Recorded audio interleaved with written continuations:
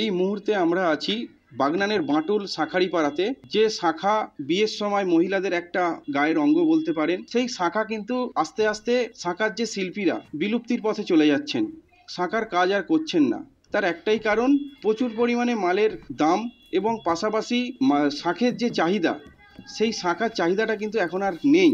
আজকে আমি যখন এই শাঁখারিপাড়ায় এলাম, তখন বিভিন্ন মানুষ যারা এখানে কাজ করেন, যারা শাঁখা ডিজাইন করেন, কাজ করেন, তারা জানান যে শাঁখার যে আগে যে একটা চাহিদা ছিল, সেই চাহিদা কিন্তু এখন আর নেই।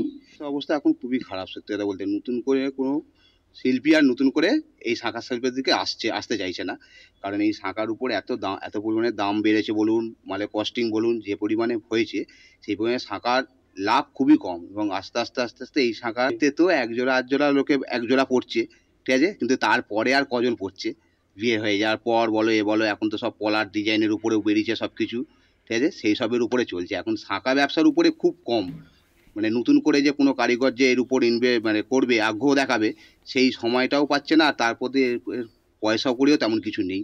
বছরের প্রায় জেঠার আমল থেকে কাজ হচ্ছে, প্রায় 80-90, মোটামুটি এইটা থেকে আমরা কাজ করে, যদি ঠিকমতো কারিগরেরা কাজ করে পরিশ্রম করে, 1500, 1000, 1200 টাকা কাজ করতে পারে।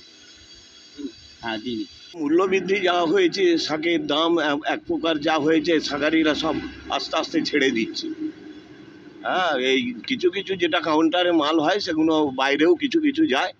হ্যাঁ, ঘরোলা মাল বেশি হয়, যেমন উলবেড়ে যায়, হাওড়ায় যায়, এদিকে মেদিনীপুরে যায়, এই সবগুলোই আছে। শ্রীলঙ্কা থেকে কিছু কিছু যায়। আমার শহর বাগনান থেকে রূপম দাস, কলকাতা টিভি।